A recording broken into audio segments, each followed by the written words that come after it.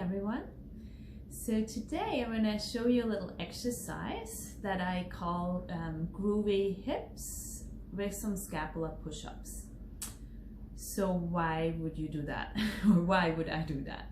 So I like to use this little exercise to warm up at the beginning of a class and to bring awareness to my shoulder girdle, to my shoulders, and to my hips and pelvis, and start moving those two parts isolated from one another, so that then you are more aware of their movements when you link it together in a cat-cow.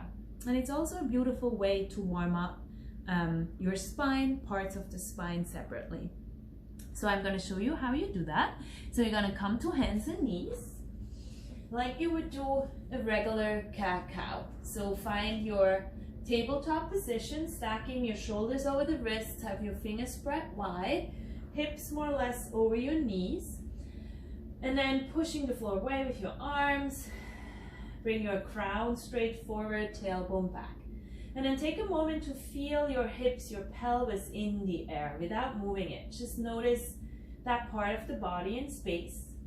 And then we'll start with just moving the pelvis isolated, keeping the rest of the body as still, as stable as possible. So you're going to start lifting your tailbone, your sitting bones up to the ceiling and arching your lower back. Your belly moves towards the floor. And then go the other way. You're going to tuck your tailbone under, round your lower back, draw the belly button back and up towards the spine. And then again, let the pelvis tilt, so your tailbone, your sitting bones blossom up and back. And then exhale, tuck it under, round. So go a few more rounds like that, trying your best to keep the rest of your body still. You're just gonna get your groove on in your hips, in your pelvis, right? So kind of a little dance, a little disco in the hips, as one of my favorite teachers used to call this. So you get your party, your disco on in the hip, warming up that lower spine, pelvis and hips. And then find the neutral position, something in between those two. So where your tail goes straight back behind you, your lower back's more or less flat. There might be a little curve in the low back depending on your spine. And then reach the crown forward. And now we're going to move the shoulders isolated, the upper back and shoulders, keeping the lower back, the pelvis stable. So now feel your shoulder blades on your back, your arms pushing into the floor. Keep your arms straight and just let your chest, your sternum drop towards the floor, and squeeze your shoulder blades in your upper back. So shoulder blades retract, they come closer. And then go the other way, push the floor away and broaden your shoulder blades. Lift that space between the shoulder blades up to the ceiling. And then drop the sternum again. Shoulder blades come closer together. They're retracting, we call this. And then protracting the shoulder blades. Puffing up the upper back, widening the shoulder blades away from one another. And then again, you're squeezing or moving the shoulder blades closer as you drop the sternum, and then round the upper back, push the floor away. Now these are called scapula push-ups.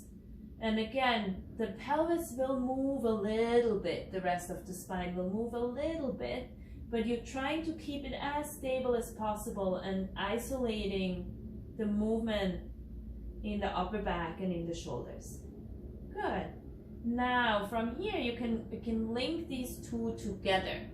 So let your sternum drop, shoulder blades come closer, and then let your tailbone lift. You're arching your lower back, and then let your neck also react to that. So you look up a little bit. And then exhale, go the other way. Push the floor away, broadening the upper back, tail tucking, lower back, rounds, chin to chest. And then again, inhale, dropping your chest, your belly, shoulder blades come closer, tail lifts, chest lifts. Exhale, round, chin to chest. Broadening the shoulder blades, tucking the tail under. And then a few more rounds like that, really feeling the whole movement now of the whole spine, like linking all parts together into your cat-cow. Good. And then from here, of course, you can go on however you like to go on with your practice. So I hope you enjoyed this, and if you try it, let me know. If you have any questions, let me know, and I'll see you next time. Bye!